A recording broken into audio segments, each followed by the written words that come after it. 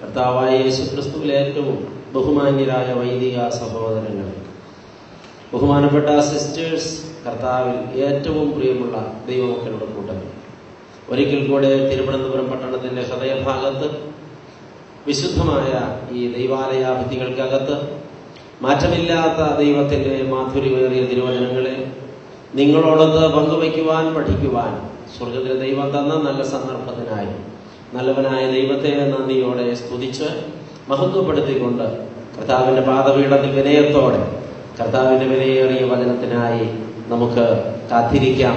ദൈവം നമ്മെ അനുഗ്രഹിക്കട്ടെ. ഇന്ന് നമ്മുടെ കൺവെൻഷന്റെ പ്രാരംഭ ദിനമാണ്. ആളുകൾ ഇപ്പോഴും വന്നുകൊണ്ടിരിക്കുകയാണ്. ആദ്യം വന്നവർ അവരവർക്ക് സൗകര്യപ്രദമായ ഇടങ്ങളിൽ ഇരുന്നു. ഇടയിൽ കുറേയധികം കസേരകൾ ഒഴിഞ്ഞു കിടന്നിരുന്നു. പിന്നെ വന്നവർ തിക്കിത്തിരക്കിയും തള്ളിക്കയറിയും ഒക്കെ അവിടങ്ങൾ ഫില്ലാക്കിക്കൊണ്ടിരുന്നു. പ്രിയപ്പെട്ടവർ, ഇനിയും ചില കസേരകൾ അവിടെ ഇവിടെ ഒഴിഞ്ഞു കിടക്കുന്നു. ആളുകൾ നിൽക്കുന്നതായിട്ട് കാണുന്നു. നിങ്ങളെല്ലാവരും ഒന്ന് സഹകരിച്ച് വർത്തിക്കുന്നത് നല്ലതാണ്. ഇനി ആരും എഴുന്നേറ്റ് പോകണ്ട. അച്ഛൻ പ്രസംഗിക്കാൻ ആരംഭിച്ചാൽ അവസാനിക്കുന്നത് വരെ ഇടവേള ഉണ്ടായിരിക്കില്ല. ഇടയിലൂടെ ആരും എഴുന്നേറ്റ് നടന്ന് ബുദ്ധിമുട്ടുണ്ടാക്കരുത്. 2, നിങ്ങളുടെ കയ്യിൽ സെൽഫോൺ ഉണ്ടായിരിക്കും. ഈ കാലഘട്ടത്തിൽ ഒരു ഫോണില്ലാത്തവർ കാണാൻ ഇടയില്ല. ദയവ് ചെയ്ത് നിങ്ങളത് സ്വിച്ച് ഓഫ് ചെയ്ത് സഹകരിക്കണം. ഇവിടെ ഇരുന്നു കൊണ്ട് ഫോണിലൂടെ ബിസിനസ് നടത്താനായിട്ട് ആരും ശ്രമിക്കരുത്. അങ്ങനെ നിർബന്ധമുള്ളവർ ദയവ് ചെയ്ത് ഇവിടെ നിന്ന് പോകുന്നതാണ് നല്ലത് എന്ന് ഓർമ്മിപ്പിക്കട്ടെ. പ്രിയപ്പെട്ടവരെ, നിങ്ങൾ കുറെ കൂടി ലാഘവപ്പെട്ട് ദൈവസന്നിധിയിൽ ഇരിക്കാൻ ശ്രദ്ധിക്കുന്നത് നല്ലതാണ്. പലപ്പോഴും ആധുനിക സമൂഹത്തിലെ ആളുകൾക്ക് പറ്റിയിട്ടുള്ള ഏറ്റവും വലിയൊരു അബദ്ധം ഒന്ന് ചിരിക്കാൻ പറ്റുന്നില്ല എന്നുള്ളതാണ്. ഈ ദിവസങ്ങളിൽ ദൈവം നമുക്ക് ഒന്ന് ആനന്ദിക്കുവാൻ, ഉള്ളു തുറന്നൊന്ന് ചിരിക്കാൻ സന്ദർഭം തന്നെങ്കിൽ എന്ന് ഞാൻ കൊതിച്ചു പോവുകയാണ്. എന്ന് വെച്ച് ഞാനിവിടെ ഒരു മിമിക്സ് പരേഡ് നടത്താൻ ഉദ്ദേശിക്കുന്നില്ല. വചന ശുശ്രൂഷ തന്നെയാണ് നടത്താൻ ആഗ്രഹിക്കുന്നത്. നമുക്ക് ഇന്ന് 2008 തിരുവനന്തപുരം കൺവെൻഷന്റെ പ്രാരംഭ ദിവസം ദൈവത്തിന്റെ പരിശുദ്ധാത്മാവ് എന്താണ് നമ്മളോട് കൽപ്പിക്കുന്നത് എന്ന് കാതോർക്കാം. വിശുദ്ധനായ പൗലോസ്ലീഹ കൊരിന്ത്യ സഭയ്ക്ക് എഴുതിയ 1-ാമത്തെ ലേഖനം 16-ാം അധ്യായത്തിലെ 13ഉം 14ഉം തിരുവചനങ്ങൾ ഇന്നത്തെ പഠനത്തിനായി വേർതിരിക്കുകയാണ്. 1-ാം കൊരിന്ത്യ ലേഖനം 16-ാം അധ്യായം 13, 14 തിരുവചനങ്ങൾ. അവിടെ നമ്മൾ വായിക്കുന്നത് ഇങ്ങനെയാണ്: ഉണർന്നിരിപ്പീൻ, വിശ്വാസത്തിൽ നിലനിൽപ്പീൻ, പുരുഷത്വം കാണിപ്പീൻ, ശക്തിപ്പെടുവീൻ, നിങ്ങൾ ചെയ്യുന്നതെല്ലാം സ്നേഹത്തിൽ തന്നെ ചെയ്യുവീൻ. നമുക്ക് നമ്മുടെ തലങ്ങളെ ദൈവസന്നിധിയിൽ നമിക്കാം. ബാഹ്യ നയനങ്ങളെ അടയ്ക്കാം. ഉൾക്കണ്ണുകളെ തുറക്കാം. വാഗ്ദത്തം പോലെ എഴുന്നള്ളി നിൽക്കുന്ന പരമപരിശുദ്ധനായ പൊന്നുതമ്പുരാന്റെ തിരുമുഖത്തേക്ക് ശ്രദ്ധയോടെ ഉൾക്കണ്ണു തുറന്നു നോക്കാം. കരുണകൾക്ക് വേണ്ടി പ്രാർത്ഥിക്കാം. ഹല്ലേലൂയ.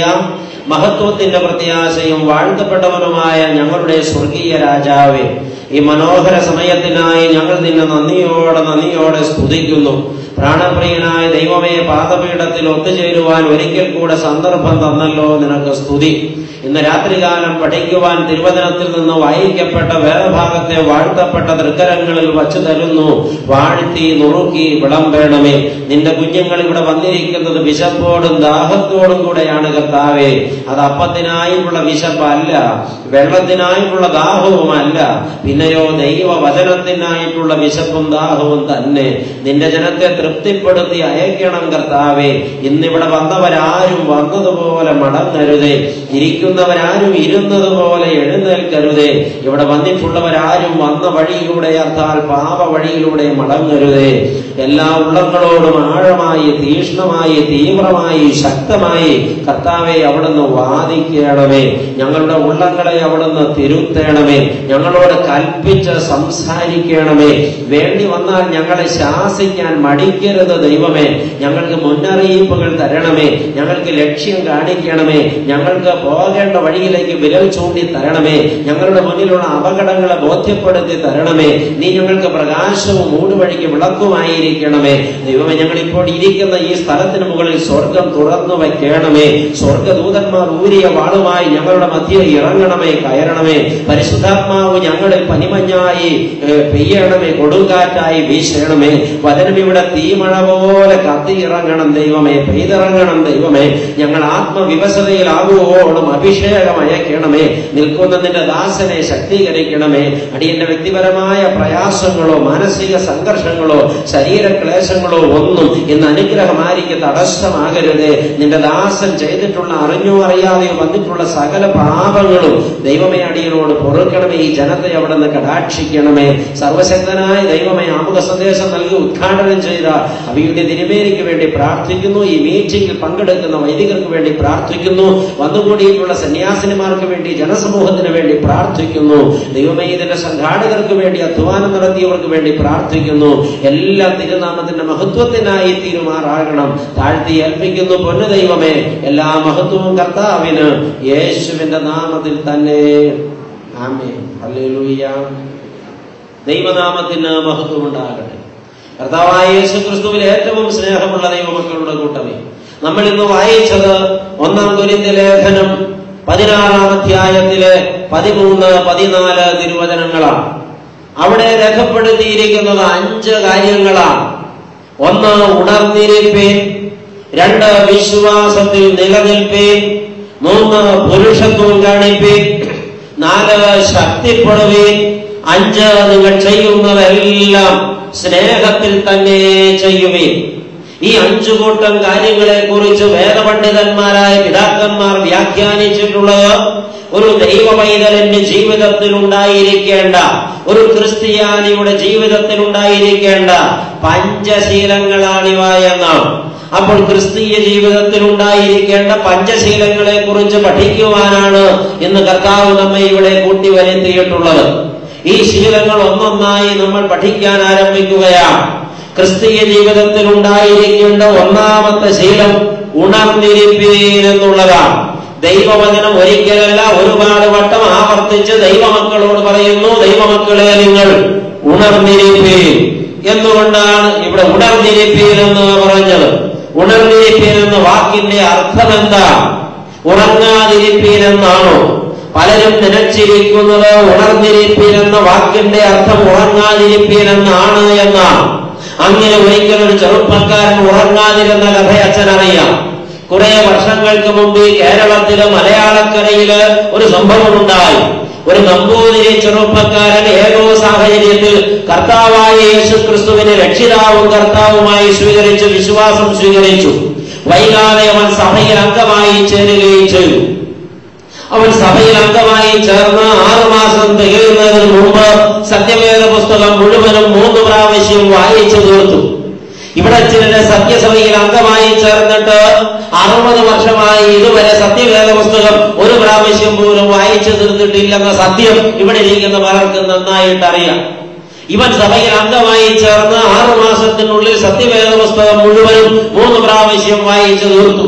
ഉള്ളിൽ തട്ടിയതായ ചില ബോധ്യങ്ങളുടെ വെളിച്ചത്തിൽ പുതിയ നിയമം പിന്നെയും പിന്നെയും പിന്നെയും ആവർത്തിച്ച് അവൻ വായിച്ചുകൊണ്ടിരുന്നു.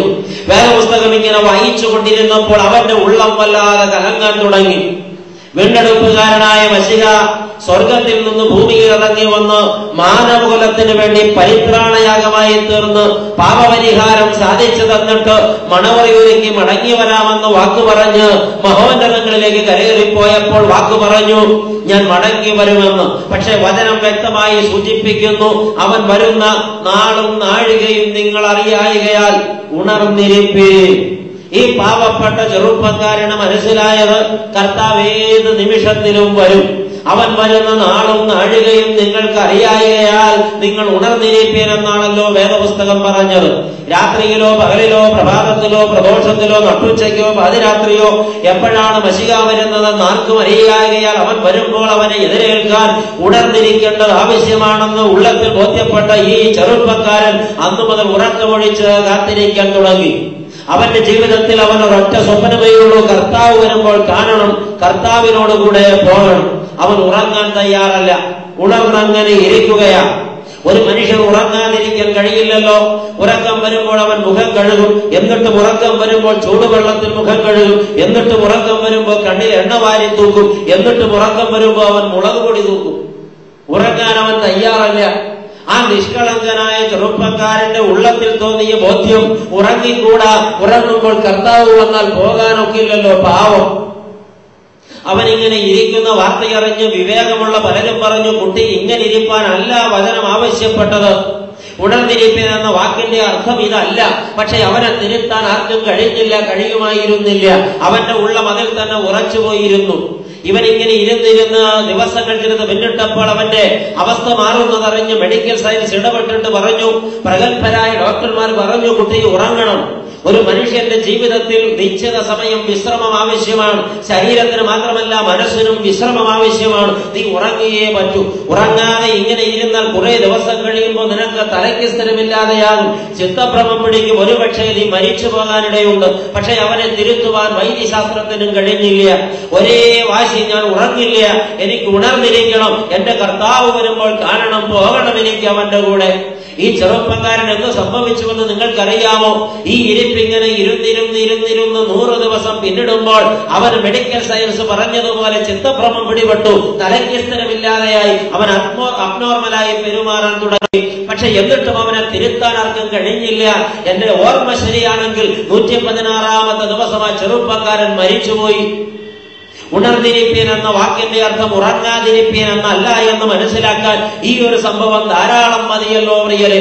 എങ്കിൽ പിന്നെ ഉണർന്നിരിപ്പീൻ എന്ന വാക്കിന്റെ അർത്ഥം എന്താണ്? അതിന്റെ അർത്ഥം ഇങ്ങനെയാണ്, നിങ്ങൾ ജാഗ്രതപ്പെട്ടിരിപ്പീൻ. ഹല്ലേലൂയ, നിങ്ങൾ ജാഗ്രതപ്പെട്ടിരിപ്പീൻ. ഒരു ദൈവ പൈതൽ എപ്പോഴും ജാഗ്രതപ്പെട്ടിരിക്കണം. രാവിലും പകലിലും ഊണിലും ഉറക്കത്തിലും പോക്കിലും വരവിലും നിൽപ്പിലും നടപ്പിലും കിടപ്പിലും ഒരു ദൈവ പൈതൽ ജാഗ്രതപ്പെട്ടിരിക്കണം. എന്തുകൊണ്ട് ഒരു ദൈവ പൈതൽ ജാഗ്രതപ്പെട്ടിരിക്കണം എന്നുള്ളത് ഒരു വലിയ ചോദ്യമാണ്. അതിന് ഒരുപാട് ഉത്തരങ്ങൾ പറയാനുണ്ട്. എന്നാൽ 2 ഉത്തരങ്ങൾ നിങ്ങളോട് ഇന്ന് രാത്രി പറയണമെന്ന് പ്രത്യാശിക്കുകയാണ്. എന്തുകൊണ്ട് ഒരു ദൈവ പൈതൽ ഉണർന്നിരിക്കണം അഥവാ ജാഗ്രതപ്പെട്ടിരിക്കണം? 2 കാരണങ്ങളാൽ. ഒന്നാമത്തെ കാരണം ഇതാണ്, നമുക്ക് ഒരു ശത്രു ഉള്ളതിനാൽ നാം ഉണർന്നിരിക്കണം. എന്താണ് അച്ഛൻ പറഞ്ഞത്?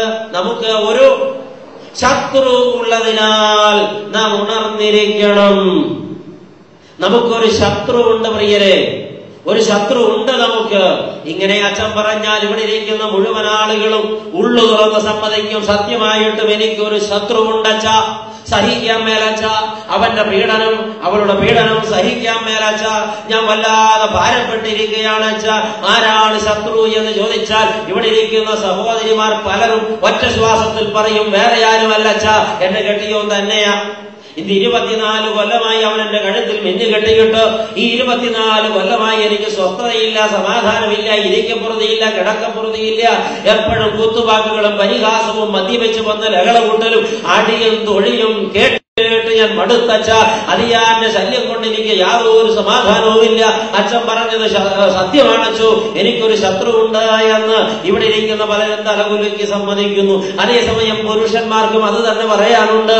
അച്ഛൻ പറഞ്ഞത് സത്യമാണച്ച, എനിക്കൊരു ശത്രുവുണ്ട്, വേറെ ആരുമല്ല, എന്റെ ഭാര്യ തന്നെയാണ്. 17 കൊല്ലമായി അച്ഛ എന്നെ കുരിശിൽ തറച്ചിട്ട് യാതൊരു സ്വസ്ഥതയുമില്ല അച്ഛ. വീട്ടിൽ ചെന്നാൽ ഇരിക്കപ്പുറതയില്ല. ഓഫീസിൽ പോയാൽ 10 മിനിറ്റ് കൂടുമ്പോ ഫോൺ വിളിക്കും, നിങ്ങൾ ഓഫീസിൽ തന്നെയാണോ മനുഷ്യ, എവിടെ ഇരിക്കുന്നത് മനുഷ്യ, എന്റെ അച്ഛാ യാതൊരു സമാധാനവുമില്ല. ഇതൊരു നിതാന്ത ശത്രു തന്നെ. വീട്ടിൽ ചെല്ലുമ്പോ കുത്തുവാക്ക് തുടങ്ങും, തുറിച്ച നോട്ടം തുടങ്ങും. ഈ മനുഷ്യനോട് ഒരു പ്രാവശ്യം പോലും സ്നേഹത്തോടെ അവള് പെരുമാറിയിട്ടില്ല അച്ഛാ. സത്യമായിട്ടും അവൾ എന്റെ ശത്രു തന്നെ. മക്കൾ പറയും എന്റെ അപ്പനാണ് എന്റെ ശത്രു, അമ്മയാണ് എന്റെ ശത്രു. മാതാപിതാക്കൾ പറയും മക്കളാണ് എന്റെ ശത്രു. അച്ഛാ ഞാൻ കഷ്ടപ്പെട്ട് വളർത്തിയതാ, ഒരുപാട് ത്യാഗം ചെയ്തതാ, ഇന്ന് എന്നെ തെരുവിൽ എറിഞ്ഞു കളഞ്ഞിരിക്കുക. ഞാൻ വൃദ്ധമന്ദിരത്തിലെ കഞ്ഞിയാ കുടിക്കുന്നത്, പെരുവഴിക്കാണ് എന്റെ ജീവിതം. മക്കൾക്ക് എന്നെ വേണ്ട, അവരുടെ ശത്രുവാണ് ഞാൻ. അല്ല, മക്കൾ എന്റെ ശത്രുവാണ്. ഇനി തികച്ചും ശത്രുത വെച്ച് പുലർത്തുന്ന 2 ഗ്രൂപ്പ് ഇവിടെ വന്നിട്ടുണ്ട്. അത് ഒരു വീട്ടിലാണ് താമസിക്കുന്നത്, 2 സ്ത്രീകളാണ്. ഒന്നിന്റെ പേര് അമ്മാവിയമ്മ, രണ്ടാമത്തേതിന്റെ പേര് മരുമകൾ എന്നാണ്. അവർ ഒരിക്കലും പൊരുത്തപ്പെടുന്ന പ്രശ്നമില്ല, അവർ ബദ്ധശത്രുക്കളായി ജീവിക്കുകയാണ്. എന്റെ പ്രിയരെ, ഇങ്ങനെ പോയാൽ ലോകത്ത് ശത്രുക്കളുടെ എണ്ണം നീണ്ടു പോകും. ഈ സമൂഹത്തിലെ ആളുകൾ അനേകരെ ശത്രുക്കളായി കണക്ക് കൂട്ടിയിരിക്കുകയാണ്. ഭാര്യയ്ക്ക് ഭർത്താവ് ശത്രു, ഭർത്താവിന് ഭാര്യ ശത്രു, അമ്മാവി അമ്മയ്ക്ക് മരുമകൾ ശത്രു, മരുമകൾക്ക് അമ്മാവി അമ്മ ശത്രു, അപ്പന് മക്കൾ ശത്രു, മക്കൾക്ക് അമ്മയപ്പന്മാർ ശത്രു. ഇങ്ങനെ പോയാൽ പിന്നെ ഓഫീസിൽ ശത്രു, വഴിയിൽ ശത്രു, പിന്നെ ജീവിതം മൊത്തം ശത്രു. ശത്രുക്കളെ കൊണ്ട് തകർന്നിരിക്കുന്നു ഈ ജനം. എന്നാൽ പ്രിയരെ, നിങ്ങൾക്ക് തെറ്റി. നിങ്ങളീ പറഞ്ഞവരോ നിങ്ങളീ കേട്ടവരോ നിങ്ങളീ കണ്ടവരോ ആരുമല്ല നിങ്ങളുടെ ശത്രു. നിങ്ങൾക്ക് ഒരൊറ്റ ശത്രു മാത്രമേ ഉള്ളൂ, രണ്ട് ശത്രുവില്ല. ആകെ ഒരൊറ്റ ശത്രു മാത്രമേ ഉള്ളൂ. ആരാണത് എന്ന് ചോദിച്ചാൽ ഉത്തരം നിങ്ങൾ പറയുമോ? പിശാചാണ് ആ ശത്രു, സാത്താനാണ് ആ ശത്രു. നമ്മളെ കുഴപ്പത്തിലാക്കുന്നത് അവൻ ഒറ്റയൊരുത്തൻ മാത്രമാണ്. അതേ പ്രിയരെ, സത്യം, നമുക്കൊരു ശത്രുവുണ്ട്, അവൻ പിശാചാണ്. ഇനി നിങ്ങൾ കേൾക്കണം, ഈ പിശാചന് മനുഷ്യരോട് തീർത്താൽ തീരാത്ത വൈരാഗ്യമുണ്ട് പ്രിയരെ. ഒരിക്കലും ഒടുങ്ങാത്ത പകയുണ്ട് അവൻ ഈ മനുഷ്യജാലത്തോട്. എന്തായിരിക്കും പിശാചിന് മനുഷ്യനോട് ഇത്രമാത്രം വൈരം തോന്നാൻ കാരണമെന്ന് നിങ്ങൾ അന്വേഷിച്ച് കാണുമോ? എനിക്കറിയില്ല. നിങ്ങൾക്ക് അന്വേഷിക്കാൻ വേറെ ഒരുപാട് സംഗതികൾ ഉള്ളത് കൊണ്ട് നിങ്ങളിത് അന്വേഷിച്ചിരിക്കാൻ തരമില്ല. എനിക്ക് അന്വേഷിക്കാൻ വേറെ ഒരുപാട് കാര്യമില്ലാത്തത് കൊണ്ടും എന്റെ തൊഴിലിതായതുകൊണ്ടും ഇത് അന്വേഷിക്കലാണ് എന്റെ ജോലി. എന്തുകൊണ്ടാണ് പിശാചിന് മനുഷ്യനോട് ഇത്രമാത്രം വൈരാഗ്യം? അത് അന്വേഷിച്ചപ്പോഴല്ലേ ആ സംഭവം മനസ്സിലായത്. നിങ്ങൾ ഇത് കേട്ടുകൊള്ളണം. ഈ പിശാച് എന്ന് പറയുന്ന കക്ഷി സൃഷ്ടിക്കപ്പെട്ടപ്പോഴേ പിശാചായിരുന്നില്ല. എന്ന് വെച്ചാൽ പിശാചായിട്ടല്ല അവനെ സൃഷ്ടിച്ചത്. സൃഷ്ടിക്കപ്പെട്ടപ്പോൾ അവൻ മാലാഖയായിരുന്നു. മാലാഖമാരുടെ കൂട്ടത്തിലെ ഒരു ശ്രേഷ്ഠ ഗണമായിരുന്നു അവർ. ലൂസിഫറും കൂട്ടുകാരും. അവരെ കുറിച്ച് പറയപ്പെട്ടിട്ടുള്ളത് ഇങ്ങനെയാണ്, വേദപുസ്തകത്തിലില്ല കേട്ടോ. മരതക കല്ലുകൾ കൊണ്ടായിരുന്നു അത്രേ ആ ഗ്രൂപ്പിൽപ്പെട്ട മാലാഖമാരെ ഉണ്ടാക്കിയിരുന്നത്. മനുഷ്യരെ ഉണ്ടാക്കിയിരിക്കുന്നത് കളിമണ്ണ് കൊണ്ടാണ്. കളിമണ്ണ് കൊണ്ടുണ്ടാക്കിയ മനുഷ്യൻ ഇത്രയും തേജസ്സെങ്കിൽ മരതക കല്ലുകൾ കൊണ്ടുണ്ടാക്കിയ മാലാഖയ്ക്ക് എന്തായിരിക്കും തേജസ്? ആമേൻ. മരതകക്കല്ലുകളാൽ മെനഞ്ഞെടുക്കപ്പെട്ട സുന്ദര സൃഷ്ടിയാണ് ലൂസിഫറും അവന്റെ ഗ്രൂപ്പിൽപ്പെട്ട മാലാഖമാരും. തീർന്നില്ല. ഈ മാലാഖമാരുടെ ഗ്രൂപ്പിൽപ്പെട്ട എല്ലാവർക്കും മനോഹരമായ 2 ചിറകുകൾ ഉണ്ടായിരുന്നു അത്രേ. ഈ ചിറകുകൾ വിരിച്ചു വീശുമ്പോൾ അതിൽ നിന്ന് 1000 നാദബീജികൾ പുറപ്പെടുമായിരുന്നു അത്രേ. ചിറക് വിരിച്ച് വീശുമ്പോൾ ഉയർന്നു കേൾക്കുന്ന നാദബീജികളുടെ താളാത്മകതയ്ക്ക് ഒത്തവണ്ണം ലൂസിഫർ പാടിത്തുടങ്ങുമായിരുന്നു. ലൂസിഫറോ മനോഹരമായ മന്ത്രമധുര ശബ്ദത്തിന്റെ ഉടമയാണ്. ലൂസിഫർ പാടിത്തുടങ്ങുമ്പോൾ ഭൂലോകങ്ങളും നിശബ്ദമാകും. സ്വർഗത്തിലെ മറ്റു മാലാഖാവൃന്ദങ്ങളൊക്കെ ആരാധനയും പാട്ടും സ്തുതിയും നിർത്തി ലൂസിഫറിന്റെ ചുറ്റും വന്നുകൂടും. ലൂസിഫർ പാടുന്നതിന് അവന്റെ ഗ്രൂപ്പിൽപ്പെട്ട മാലാഖമാർ ചിറക് വിരിച്ച് വീശി കോറസ് പാടും. ഈ പാട്ട് പ്രപഞ്ചത്തെ പ്രകമ്പനം കൊള്ളിക്കുന്ന സംഗീതമാണ്. ആ സംഗീതം കേട്ട് എല്ലാവരും അമ്പരന്നങ്ങനെ നിൽക്കും നാഴികകളോളം. ലൂസിഫർ പാടി അവസാനിപ്പിക്കുമ്പോ സ്വർഗദൂതന്മാർ ഓടി അടുത്തു വരും. ഹാ ലൂസിഫർ, നീ എത്ര ഭാഗ്യവാൻ, നിന്റെ പാട്ടെത്ര സുന്ദരം, മധുരം, മനോഹരം. ഓ ലൂസിഫർ, നീ പാടുമ്പോൾ ഞങ്ങൾ അറിയാതെ ഞങ്ങളുടെ ഹൃദയതന്ത്രികൾ ആനന്ദം കൊണ്ട് വീണമീട്ടുകയാണ്. ലൂസിഫർ, നീ വീണ്ടും പാടുക, ഞങ്ങൾ ആസ്വദിക്കട്ടെ, ആനന്ദിക്കട്ടെ. ഏ ലൂസിഫർ, നീ ഭാഗ്യവാൻ, നീ എത്ര സുന്ദരൻ, മധുര ഗായക, നീ വീണ്ടും പാടുക. ഒരാളൊരു നല്ല കാര്യം ചെയ്താൽ ആ ആളെ അഭിനന്ദിക്കുന്നത് നല്ലതാണ് പ്രിയരെ. പക്ഷേ അഭിനന്ദനം അതിന് കടന്നാൽ അവിടെ അഹങ്കാരം അങ്കുരിക്കും. യെസ്, ഈ വാക്ക് നിങ്ങൾ ഉള്ളത്തിൽ എഴുതി വെച്ചുകൊള്ളണം. ഒരാളൊരു നല്ല കാര്യം ചെയ്താൽ ആ ആളെ അഭിനന്ദിക്കുന്നത് എപ്പോഴും നല്ലതാണ്. പക്ഷേ അഭിനന്ദനം അതിന് കടന്നാൽ അവിടെ അഹങ്കാരം അങ്കുരിക്കും. ഇന്നും അത് നിലനിൽക്കുന്ന പച്ച സത്യമാണ്. ഇവിടെ ഇരിക്കുന്ന പലരും തികഞ്ഞ അഹങ്കാരികളായി പോയത് അഭിനന്ദനം അതിന് കടന്നു പോയത് കൊണ്ടാണെന്ന് അച്ഛൻ പറഞ്ഞാൽ നിങ്ങൾക്ക് പരിഭവം തോന്നിയേക്കാം. സത്യമാണത്, പച്ച സത്യം. ഇത് ആണിനും പെണ്ണിനും ബാധിച്ചിട്ടുള്ളൊരു രോഗമാണ് അഹങ്കാരം. പ്രിയപ്പെട്ടവരെ, ലൂസിഫറിന് ഒരു ദിവസം ഇങ്ങനെ തോന്നുകയാണ്, ഈ മാലാഖമാർക്കൊക്കെ എന്നോട് എന്നാ പ്രേമമാ, അവരൊക്കെ വന്ന് എന്നെ എത്ര മധുരമായിട്ടാണ് പ്രോത്സാഹിപ്പിക്കുന്നത്. ഇപ്പോൾ സ്വർഗത്തിലെ മാലാഖമാർക്കിടയിൽ ഒരു വോട്ടെടുപ്പ് നടത്തിയാൽ ദൈവത്തിന് കിട്ടുന്നതിന്റെ ഇരട്ടി വോട്ട് എനിക്ക് കിട്ടും. ഇനി ഞാൻ എന്തിനാ മാലാഖയായിരിക്കുന്നത്? എന്നാൽ പിന്നെ എനിക്കങ്ങ് ദൈവമായി കൂടെ. ഈ ചിന്ത അവന്റെ ഉള്ളിൽ ഒരു വിഷവിത്തായി കിരിഞ്ഞിറങ്ങി. അന്നു മുതൽ ലൂസിഫർ ചിന്തിക്കാൻ തുടങ്ങി, എങ്ങനെ ദൈവമാകാം, എപ്പോൾ ദൈവമാകാം, എങ്ങനെ ദൈവമാകാം, എപ്പോൾ ദൈവമാകാം. ഇനി ഞാൻ കീഴടങ്ങുന്നത് ശരിയല്ല, എനിക്ക് ദൈവമാകണം, ദൈവമാകണം, ദൈവമാകണം, എനിക്ക് ആ സിംഹാസനം കൈവശപ്പെടുത്തണം. അഹങ്കാരത്തിന്റെ കൂമ്പായവൻ നികളത്താലത് ചിന്തിച്ച് അന്ധത ബാധിച്ചവന് ഒരു ദിവസം ഒരു സംഭവം ഉണ്ടായി. ദൈവം വന്ന സിംഹാസനസ്ഥനായി തമ്പുരാന്റെ തൊട്ടു മുമ്പിൽ ലൂസിഫർ നിൽക്കുകയാണ്. കർത്താവ് അവനോട് കൽപ്പിച്ചു, ഹേ ലൂസിഫർ, നീ പാടുക, ഞാനൊന്ന് ആനന്ദിക്കട്ടെ. പക്ഷെ ലൂസിഫർ കേട്ട ഭാവം നടിച്ചില്ല. ദൈവം തിരിഞ്ഞു നോക്കി, ഹേ ലൂസിഫർ, നീ പാടുക, ഞാനൊന്ന് ആനന്ദിക്കട്ടെ. അവന് യാതൊരു ഭാവവ്യത്യാസവുമില്ല. അവൻ കർത്താവിനെ ഇങ്ങനെ തുറിച്ചു നോക്കി നിൽക്കുകയാണ്. ഹേ ലൂസിഫർ, നീ പാടുക, ഞാനൊന്ന് ആനന്ദിക്കട്ടെ. പക്ഷെ അവൻ മൈൻഡ് ചെയ്തില്ല കർത്താവിന്. നീ എന്താണ് പാടാത്തത്? നീ എന്താണ് എന്നെ തുറിച്ചു നോക്കുന്നത് എന്ന് ദൈവം ചോദിച്ചപ്പോ ലൂസിഫർ കർത്താവിന് നേരെ വിരൽ ചൂണ്ടിപ്പിടിച്ചു. എന്നിട്ട് തമ്പുരാന്റെ മുഖത്ത് നോക്കി അവൻ ഇങ്ങനെ കൽപ്പിച്ചു, അതെ, ഇങ്ങനെ ഒന്ന് എണീറ്റ്. ആരോടാ? സാക്ഷാൽ സത്യദൈവത്തോട്, സൃഷ്ടാവായ തമ്പുരാനോട് സൃഷ്ടി കൽപ്പിക്കുകയാണ്, അതെ, ഇങ്ങനെ ഒന്ന് എണീറ്റ്. ദൈവം പറഞ്ഞു, മനസ്സിലായില്ല. മനസ്സിലാക്കി തരാം. തന്നോടാ പറഞ്ഞത് എഴുന്നേൽക്കാൻ, അതാ പറഞ്ഞത് മനസ്സിലായില്ല എന്ന്. എടോ ദൈവമേ, ഇപ്പോൾ ഈ സ്വർഗത്തിലെ മാലാഖമാർക്കിടയിൽ വോട്ടെടുപ്പ് നടത്തിയാൽ തനിക്ക് കിട്ടുന്നതിന്റെ ഇരട്ടി വോട്ട് എനിക്ക് കിട്ടും. അതുകൊണ്ട് ഇന്നു മുതൽ ഞാനാണ് ദൈവം. താഴോട്ടിറങ്ങണോ? എനിക്ക് അവിടെ കയറി ഇരിക്കാനാ തന്നോട് എനിക്ക് ഇറങ്ങാൻ പറഞ്ഞത്. ഇനി ഒരുപാട് നികളിച്ച് അവിടെ ഇരിക്കൊന്നും വേണ്ട, ഇറങ്ങു താഴോട്ട്. എന്റെ പ്രിയരെ, ഇത് ലൂസിഫർ കർത്താവിനോട് പറഞ്ഞ വാക്കാണ്.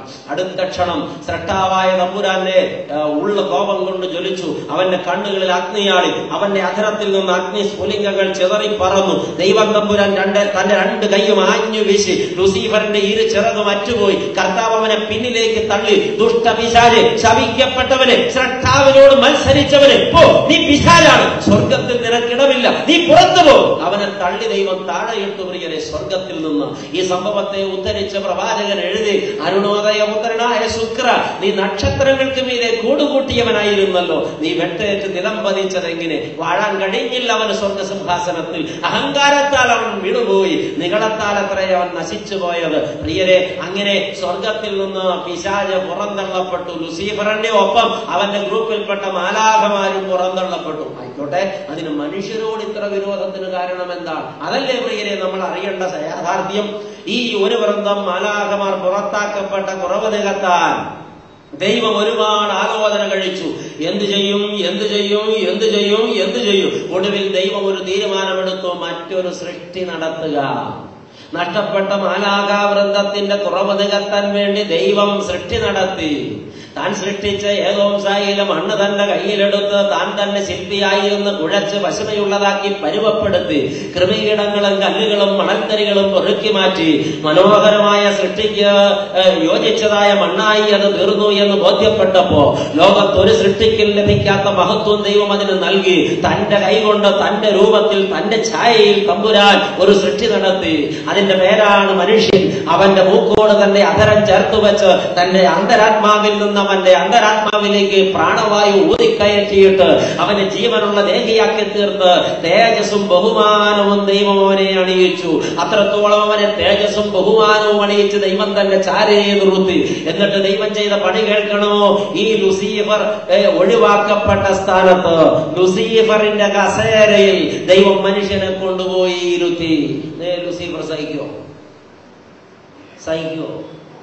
നിങ്ങൾക്ക് കാര്യം മനസ്സിലായില്ല എന്ന് എനിക്ക് മനസ്സിലായി. അത് മനസ്സിലാകാൻ വേണ്ടി അച്ഛനിപ്പോ ഒരു ഉദാഹരണം പറയാൻ പോവുകയാണ്. നിങ്ങൾ നിങ്ങളുടെ വീട്ടിലെ മൂത്ത മോനോ, രണ്ടാമത്തെ മോനോ, മൂന്നാമത്തെ മോനോ, അവസാനത്തെ മോനോ, ആരും ആവട്ടെ, മോളായാലും കുഴപ്പമില്ല, നിങ്ങൾ നിങ്ങളുടെ വീട്ടിലെ അപ്പന്റെ പ്രിയപ്പെട്ട വാത്സല്യ സന്തതിയാണ്. അപ്പനുമായിട്ട് സന്തോഷമായി, സ്നേഹമായി, കൂട്ടായ്മയായി, പാട്ടായി, ഇങ്ങനെ സന്തോഷമായി ജീവിച്ച് വരവേ ഒരു ദിവസം എന്തോ കാര്യത്തിന് അപ്പനുമായി പറഞ്ഞ് ചെറുതായിട്ടൊരു വഴക്കുണ്ടായി. വഴക്ക് മൂത്തു വലിയ വഴക്കായി മാറി. വഴക്കിന്റെ ക്ലൈമാക്സിൽ അപ്പനോട് പറയരുതാത്ത എന്തോ കാര്യം നിങ്ങളുടെ നാവേന്ന് വീണുപോയി. അപ്പൻ അത് ഒട്ടും സഹിച്ചില്ല. ചെവിക്കുച്ചിക്ക് ഒരെണ്ണം പൊട്ടിച്ച് ചെവിക്ക് പിടിച്ച് തിരിച്ച് അപ്പൻ നിങ്ങളെ വലിച്ചഴച്ചു കൊണ്ടുപോയി ഗേറ്റിന് പുറത്തിറക്കി വിട്ടു. എന്നിട്ടൊരു വാക്ക് പറഞ്ഞു, ഇന്നു മുതൽ നീ എന്റെ മോനല്ല, നീ എന്റെ മോളല്ല, ഇതിനകത്ത് നിനക്ക് യാതൊരു അവകാശവുമില്ല, ഇനി മേലാലി കോമ്പൗണ്ടിനകത്ത് കയറിപ്പോരുത്, വല്ല വഴിയും പൊക്കോണമെന്ന് പറഞ്ഞ് പുറത്തിറക്കി വിട്ടിട്ട് ഗേറ്റ് അടച്ചങ്ങോട്ട് പൂട്ടി. ഇപ്പൊ നിങ്ങളെവിടെയാ? ഒന്നും മിണ്ടുവോ? ഒന്നും മിണ്ടാതിരുന്നാൽ പാവം ഞാൻ തെറ്റിദ്ധരിക്കും നിങ്ങൾ മരിച്ചുപോയി എന്ന്. അനന്തര നടപടിക്ക് ഒട്ടും താമസം ഉണ്ടാവില്ല. എനിക്കാണെങ്കിൽ എന്റെ ജീവിതത്തിൽ ഏറ്റവും പ്രിയമുള്ള സംഗതി ശവടക്കാണ്. ഏറ്റവും ആനന്ദമുള്ള പ്രസംഗം ചരമപ്രസംഗമാണ്. അത് ഇന്ന് രാത്രി ചെയ്യിക്കാൻ നിങ്ങൾ ഇടവരുത്തരുത്, മിണ്ടണം. ആമേൻ. പ്രിയപ്പെട്ടവരെ, ഇപ്പൊ നിങ്ങൾ എവിടെയാ? ഗേറ്റിന് പുറത്ത് ഈ അപ്പൻ ചെയ്തൊരു പണി കേൾക്കണമോ? ദൂരദേശത്ത് പോയി അപ്പന്റെ അകന്ന ബന്ധത്തിൽപ്പെട്ട ഒരു ചെറുപ്പക്കാരനെ വിളിച്ച് വീട്ടിൽ കൊണ്ടുവന്ന് നിങ്ങൾക്ക് കിട്ടേണ്ട സകല പിതൃസ്വത്ത് അവകാശവും അവന്റെ പേരിൽ തീരെഴുതി വെച്ച് നിങ്ങളുടെ വീട്ടില് നിങ്ങൾ താമസിക്കുന്ന മുറിയിൽ അവനെ കയറ്റി താമസിപ്പിച്ചിട്ട് നാട്ടുകാരെ വിളിച്ചുകൂട്ടി പറഞ്ഞു, ഇന്നു മുതൽ ഇവനാണ് എന്റെ മകൻ, ഇവന് ഞാൻ എല്ലാ അവകാശവും കൊടുത്തിരിക്കുന്നു എന്ന് പറഞ്ഞു എന്നിരിക്കട്ടെ. ഈ കക്ഷിയെ ഈ അപ്പൻ വിളിച്ചു കൊണ്ടുവന്ന് നിങ്ങളുടെ സ്ഥാനത്തിരുത്തി നിങ്ങളുടെ അവകാശം പകുത്തു കൊടുത്ത ചെറുപ്പക്കാരനെ പിറ്റേ ദിവസം വഴിക്ക് വെച്ച് കണ്ട നിങ്ങൾ എന്ത് ചെയ്യും? കൊടുമോനെ കൈ, നീയല്ലടാ മിടുക്കൻ, എന്റെ അപ്പന്റെ പേരിൽ നിന്ന് എനിക്ക് കിട്ടേണ്ട സകല പിതൃസ്വത്തും നീ ഒന്നും അറിയാതെ എഴുതി വാങ്ങിച്ചില്ലടാ, ഭാഗ്യവാനെ, നിന്നെ ഞാൻ അഭിനന്ദിക്കുന്നു എന്ന് പറയുക. എന്ത് ചെയ്യും? ഒന്നും ചെയ്യില്ല. കേൾക്കാൻ മേല എനിക്ക് അടിക്കുന്ന ഈ പിള്ളേർ പറയുന്നു. പ്രിയപ്പെട്ടവരെ, ഈ ചോദ്യം ഞാൻ കോതമംഗലത്ത് ചോദിച്ചപ്പോ 8 വയസ്സ് കാണും കഷ്ടി ഒരു ചെറിയ കുട്ടി അച്ഛൻ പ്രസംഗം തുടങ്ങിയപ്പോ മുതൽ അച്ഛന്റെ മുഖത്ത് നോക്കി എല്ലാം മറന്നവനങ്ങനെ ഇരിക്കുക, നല്ലൊരു ആസ്വാദകൻ. ഈ ചോദ്യം അങ്ങോട്ട് ചോദിച്ച പാടെ അവൻ മുട്ടേരങ്ങോട്ട് പൊങ്ങി. അപ്പൊ ഇവന്റെ ഉദ്ദേശം എന്താണെന്നറിയാൻ ഞാൻ തിരിഞ്ഞു നോക്കി. എന്ത് ചെയ്യും മോനെ ചോദിച്ചു. അവൻ കുടഞ്ഞങ്ങ് എണീറ്റിട്ട് അവനൊരു ഒറ്റ പിടുത്തവൻ 2 കൈയുടെ മസിൽ, അച്ചോ അങ്ങനെ അങ്ങ് സംഭവിച്ചത് പരമാർത്ഥാണെങ്കിൽ ഒറ്റ കുത്തിന് ഞാൻ അവനെ കൊല്ലുന്നു. 8 വയസ്സ് കഷ്ടിയുണ്ട്. എന്റെ അപ്പന്റെ മുതൽ വേറൊരുത്തന് അവകാശിക്കാൻ ഞാൻ സമ്മതിക്കില്ല, ഒറ്റ കുത്തിന് ഞാൻ അവനെ കൊല്ലുമെന്ന് 8 വയസ്സുള്ള കൊച്ച്. എന്നാ പിന്നെ കാരണന്മാരുടെ കാര്യം പറയണം. ഈ മനുഷ്യന് തന്റെ അവകാശം മറ്റൊരുത്തൻ കൈവശപ്പെടുത്തിയാൽ ഇത്രമാത്രം വൈരം തോന്നുമെങ്കിൽ പിശാചിന് എന്തോരം തോന്നും? അതിന്റെ ഇരട്ടിയല്ല 70 മടങ്ങ് തോന്നും. നിങ്ങൾക്കറിയാവോ, ഞാനും നിങ്ങളും ഇപ്പോഴിരിക്കുന്നത് അവൻ ഇരിക്കേണ്ട കസേരയില്ല, അവൻ നമ്മളെ നിലത്ത് നിർത്തുന്നു. തോന്നണ്ടോ? നിങ്ങൾക്ക് ഉണ്ടോ? സാത്താന് മനുഷ്യനോട് തീർത്താൽ തീരാത്ത വൈരാഗ്യമുണ്ട്, ഒടുക്കിയാൽ ഒടുങ്ങാത്ത പകയുണ്ട്. അവസാനത്തെ മനുഷ്യനെയും അഗ്നിനരകത്തിൽ കൊണ്ടുപോയിട്ടല്ലാതെ അടങ്ങില്ലവൻ. അവനൊരു നിതാന്ത ശത്രുവാണ്. നമുക്ക് അത് ബോധ്യപ്പെട്ടിരിക്കണം. സാത്താന് മനുഷ്യനോട് തീർത്താൽ തീരാത്ത പകയുണ്ട്. പ്രിയരെ, ഏദൻ തോട്ടത്തിൽ വെച്ച് സാത്താൻ തന്റെ നയം വ്യക്തമാക്കിയതാണ്. ആദ്യ മനുഷ്യനെ സൃഷ്ടിച്ച് ഭൂമിയുടെ രാജാവായി അവനെ വാഴിച്ച് ഏദനിൽ അവന്റെ സിംഹാസനം സ്ഥാപിച്ച് ഏദനിൽ ദൈവം അവരെ പാർപ്പിച്ചു. ആദ്യ മനുഷ്യരായ ആദമും ഹവ്വയും ഏദൻ തോട്ടത്തിലൂടെ ആനന്ദപൂർണതയിൽ ജീവിച്ചു വരികയാണ്. പക്ഷെ സാത്താൻ അതിനനുവദിച്ചില്ല. അവൻ തക്കം നോക്കി കാത്തിരുന്നു. നാളുകളേറെ കഴിയും മുമ്പ് അവരുടെ ജീവിതത്തിൽ അവൻ കയറി ഇടപെട്ടു. സാത്താനെ കുറിച്ച് നിങ്ങൾ ഒരു കാര്യം മനസ്സിലാക്കി വെച്ചോളൂ. നേർക്ക് നേരെ വന്ന് യുദ്ധം ചെയ്യുന്ന ഒരു സ്വഭാവം അവനില്ല. അവൻ തന്ത്രശാലിയാണ്, അവൻ വക്രവാദിയാണ്, അവൻ ഒളിപ്പോരാളിയാണ്, അവൻ ഗറില്ല യുദ്ധതന്ത്രജ്ഞനാണ്. അവൻ ഏതു വേഷത്തിൽ, ഏത് രൂപത്തിൽ, ഏത് ഭാവത്തിൽ, എവിടെ, എപ്പോഴെങ്ങനെ വരുമെന്ന് ആർക്കും അറിയില്ല. ഭാര്യയുടെ വേഷത്തിൽ വരാം, ഭർത്താവിന്റെ വേഷത്തിൽ വരാം, പാമ്പിന്റെ രൂപത്തിൽ വരാം, പൂച്ചയുടെ വേഷത്തിൽ വരാം, മറ്റു പല വേഷത്തിലും വരാം, കൂട്ടുകാരന്റെ വേഷത്തിൽ വരാം, കൂട്ടുകാരിയുടെ വേഷത്തിൽ വരാം, ചിരിച്ചു കാണിച്ചുകൊണ്ട് വരാം, കരഞ്ഞു കാണിച്ചുകൊണ്ട് വരാം, നെഞ്ചത്തടിച്ച് നിലവിളിച്ചുകൊണ്ട് വരാം, കാറുമായിട്ട് വരാം. എന്റെ പ്രിയരെ, ഇനി പറഞ്ഞ അതിന് കടന്ന് പലതും പറയേണ്ടി വരും. സാത്താൻ ഏത് രൂപത്തിൽ, ഏത് ഭാവത്തിൽ, എപ്പോഴെങ്ങനെ, എവിടെ വരുമെന്ന് ആർക്കും അറിയില്ല. ജാഗ്രത. നമുക്കൊരു ശത്രുവുണ്ട്, അവൻ കുഴപ്പക്കാരനാണ്. അവൻ ഓരോ മനുഷ്യനെയും പിടികൂടുന്നത് അവരുടെ ബലഹീനത മുതലെടുത്തിട്ടാണ്. ഹവ്വയുടെ ബലഹീനത മുതലെടുത്തിട്ടാണ് സാത്താൻ ഹവ്വയെ പിടികൂടിയത്. പാവം ഹവ്വയ്ക്ക് ഒരു ബലഹീനത ഉണ്ടായിരുന്നു.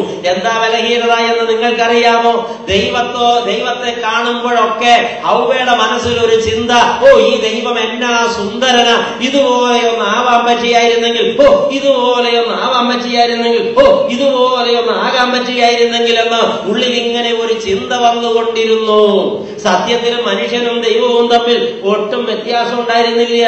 വളരെ മൈൽഡായിട്ടൊരു മാറ്റമേ ഉണ്ടായിരുന്നുള്ളൂ.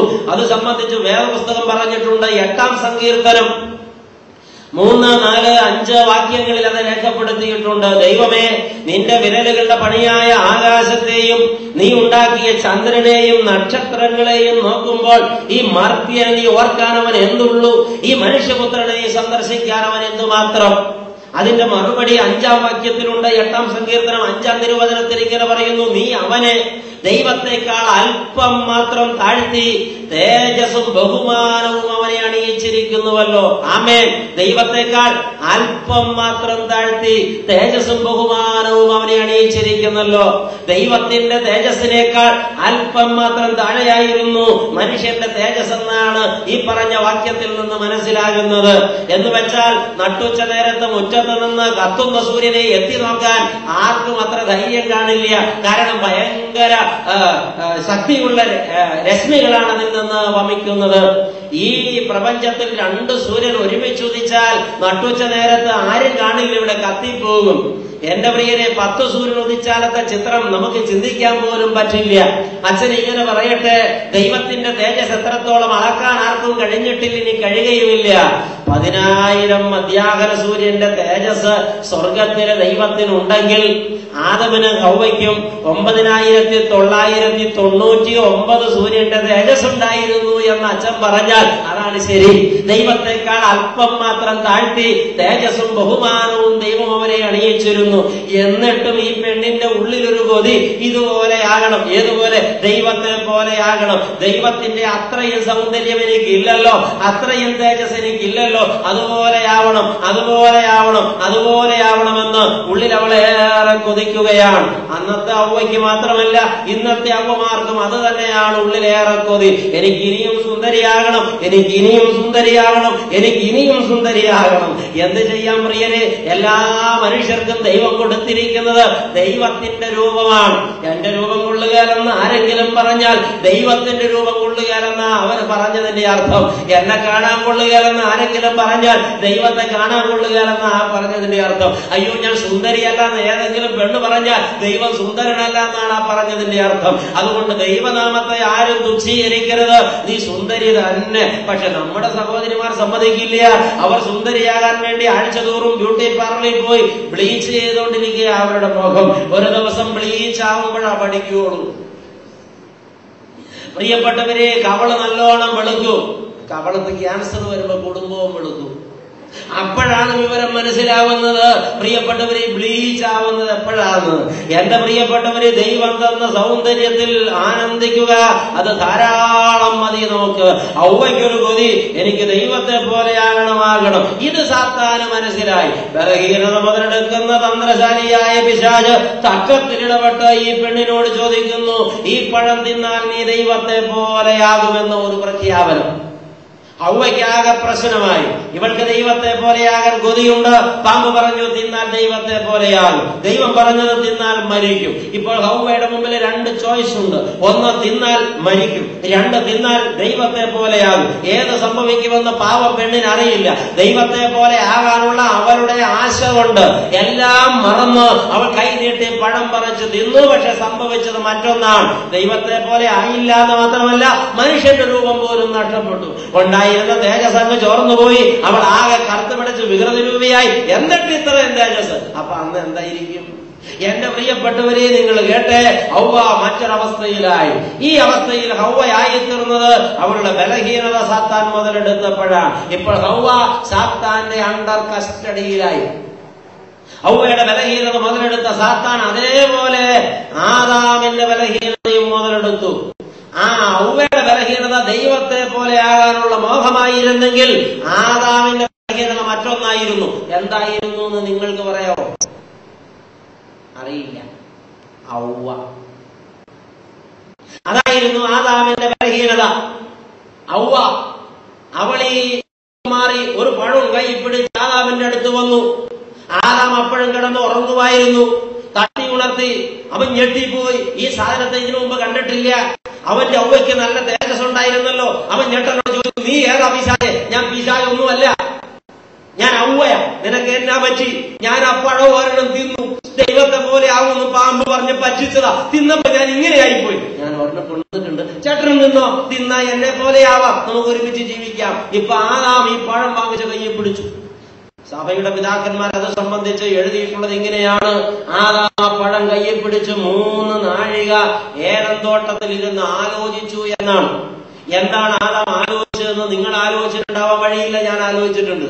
ആദാം ആലോചിച്ചത് ഇങ്ങനെയാണ്: ഈ പഴം തിന്നാൽ എനിക്ക് എന്റെ ഔവയുടെ കൂടെ താമസിക്കാം, ഈ പഴം തിന്നില്ലെങ്കിൽ ദൈവത്തിന്റെ കൂടെ താമസിക്കാം. തിന്നാൽ ഔവ, തിന്നില്ലെങ്കിൽ ദൈവം. തിന്നാൽ ഔവ, തിന്നില്ലെങ്കിൽ ദൈവം. ഔവ വേണോ ദൈവം വേണോ? ഔവ വേണോ ദൈവം വേണോ? 3 മണിക്കൂർ കൂട്ടിയും കിഴിച്ചും ഹരിച്ചും കുടിച്ചും നോക്കിയിട്ട് അവസാനം ആദാം ഒരു തീരുമാനമെടുത്തു: ദൈവം പോയി പണി നോക്കട്ടെ, എനിക്ക് എന്റെ പെണ്ണിനെ വേണം.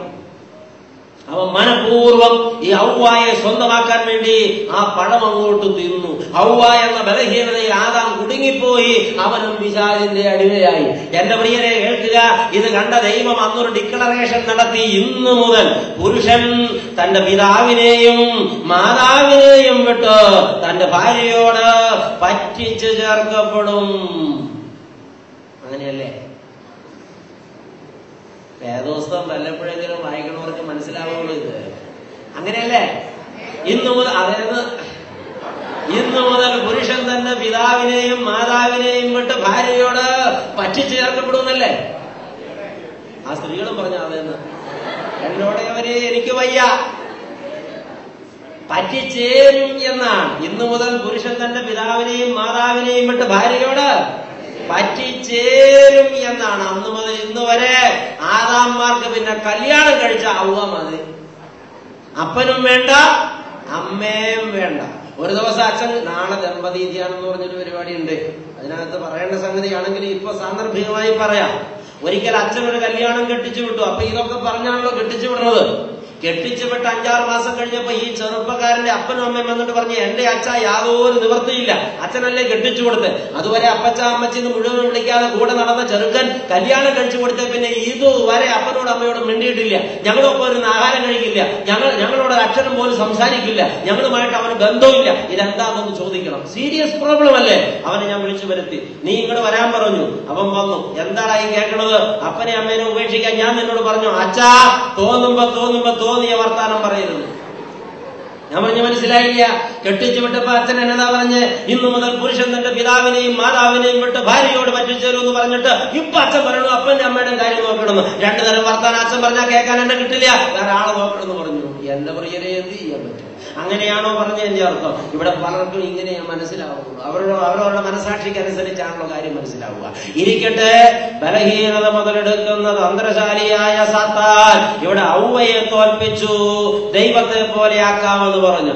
ആദമിനെ തോൽപ്പിച്ചു, ഔവ്വയെ സ്വന്തമാക്കാമെന്ന് പറഞ്ഞു. ഇവിടെ ഓരോരുത്തർക്കും ഓരോരോ ബലഹീനതകളുണ്ട്. ഈ ബലഹീനതയിൽ അത്രേ സാത്താൻ കടന്നു പിടിക്കുന്നത്. അപ്പന്റെ ബലഹീനത സാത്താൻ അറിയാം, അമ്മയുടെ ബലഹീനത സാത്താൻ അറിയാം, മക്കളുടെ ബലഹീനത സാത്താൻ അറിയാം, കൗമാരപ്രായക്കാരുടെ ബലഹീനത സാത്താൻ അറിയാം, ഈ യൗവനക്കാരുടെ ബലഹീനത സാത്താൻ അറിയാം, പഠിച്ചുകൊണ്ടിരിക്കുന്ന പിള്ളേരുടെ ബലഹീനത സാത്താൻ അറിയാം, ദ്രവ്യാഗ്രഹിയുടെ ബലഹീനത അത് സാത്താൻ അറിയാം, അധികാരമോഹിയുടെ ബലഹീനത അത് സാത്താൻ അറിയാം. ഈ ബലഹീനതയിലാണ് സാത്താൻ അനേകരെ കഴിഞ്ഞ നാളിൽ പിടിച്ചു കെട്ടിയത്. ഇപ്പോഴും അവൻ അത് നിർബാധം തുടരുകയാണ്. പാവം ജനം അത് തിരിച്ചറിഞ്ഞിട്ടില്ല. അതിലേക്ക് അച്ഛൻ നിങ്ങളെ കൊണ്ടുവരുന്നുണ്ട്. ജാഗ്രതേ, നമുക്കൊരു ശത്രു ഉണ്ട്. പ്രിയരെ നിങ്ങൾ കേട്ടെ, സാക്ഷാൽ ദൈവം തമ്പുരാൻ സാക്ഷാൽ മനുഷ്യനായി ഭൂമിയിൽ വന്നപ്പോ യാതൊരു മയവും കൂടാതെ അവനെ നേരിട്ട് ചെന്ന് പരീക്ഷിക്കാൻ ചങ്കുറപ്പ് കാണിച്ച ഈ ദുഷ്ടൻ നമ്മൾ വെറുതെ വിടുക? ഈ പാപം മനുഷ്യരെ ഒന്ന് ചിന്തിച്ചേ. യേശുക്രിസ്തു ബെത്ലഹേമിൽ പിറന്ന വാർത്തയറിഞ്ഞ് 3 വിദ്വാൻമാർ കിഴക്ക് നിന്ന് ജന്മനക്ഷത്രം നോക്കി പുറപ്പെട്ട് യഹൂദന്മാരുടെ രാജാവാണ് ജനിച്ചതെന്ന് തിരിച്ചറിഞ്ഞ് രാജകൊട്ടാരത്തിൽ ചെന്ന് ചോദിച്ചു, യഹൂദന്മാരുടെ രാജാവായി പിറന്നവൻ എവിടെ? ലൂക്കോസ് എഴുതിയ രക്ഷാസുവിശേഷം 1-ാം അധ്യായത്തിന്റെ അവസാന ഭാഗത്ത് പറയുന്നത്, ഈ ചോദ്യം കേട്ടപാടെ യെരൂശലേം മുഴുവനും ഭ്രമിച്ചിളകി, ഹെരോദാവും ഭ്രമിച്ചിളകി എന്ന്. എന്താണ് അവിടെ ഇളക്കമുണ്ടാവാൻ കാരണം?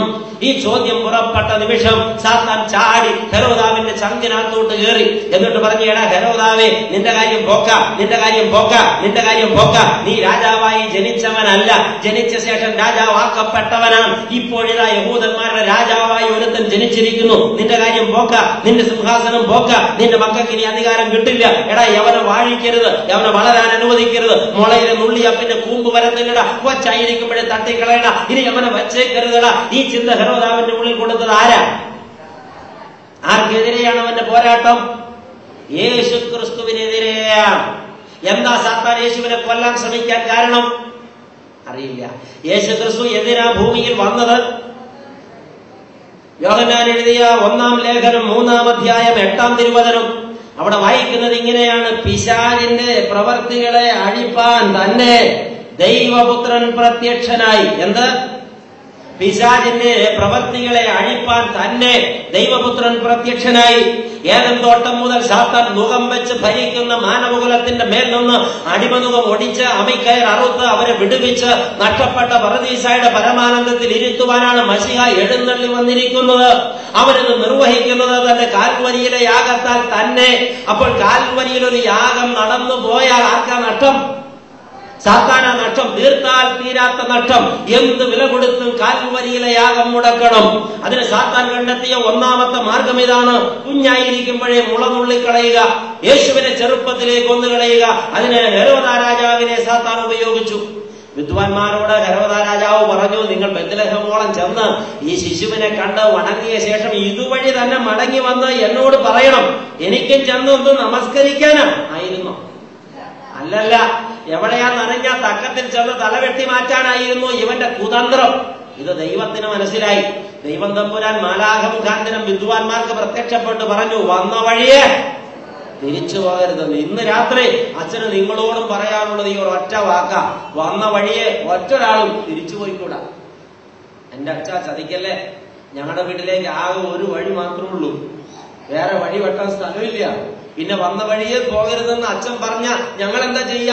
എന്തായാലും വേണ്ടില്ല, നിങ്ങൾ പറന്നിട്ട് പോയാലും കുഴപ്പമില്ല, ഇനി ഭൂമിക്കടിയിൽ തുരങ്കം കുത്തിയിട്ട് പോയാലും കുഴപ്പമില്ല, വന്ന വഴിയെ പോകരുത്. അത് കൽപ്പനയാണ്. അപ്പൊ നിങ്ങൾക്ക് കാര്യം മനസ്സിലായില്ല എന്ന് എനിക്ക് മനസ്സിലായി. ആളുകളുടെ നോട്ടം കണ്ടിട്ട് വലിയ പ്രയാസം തോന്നുന്നുണ്ട്. വന്ന വഴിയെ പോകരുത് എന്ന് പറഞ്ഞതിന്റെ അർത്ഥം വന്നത് പാപത്തിന്റെ വഴിയിലൂടെയാണെങ്കിൽ തിരിച്ചു പോകുന്നത് ആ വഴിക്കൂടെ ആവരുത്. ആ വഴിക്കൂടെ തന്നെ തിരിച്ചു പോയാൽ ഇവിടെ വെച്ച് നിങ്ങൾ കണ്ടുമുട്ടിയ നിങ്ങൾക്ക് സ്വന്തമായ നിങ്ങളുടെ കർത്താവ് കൊല്ലപ്പെട്ടു പോകും പ്രിയരെ. അത് സംഭവിക്കരുത്. അതുകൊണ്ടാണ് പറഞ്ഞത് വന്ന വഴിയെ മടങ്ങരുതെന്ന്. വിദ്വാൻമാരെ വഴിമാറ്റി വിട്ടു ദൈവദൂതൻ. ഹെരോദാവിന് മനസ്സിലായി താൻ ചതിക്കപ്പെട്ടെന്ന്. അപ്പോൾ സാത്താൻ വേറൊരു ഉപായം പറഞ്ഞു കൊടുത്തു. ബത്ലഹേമിലും പരിസരത്തുമുള്ള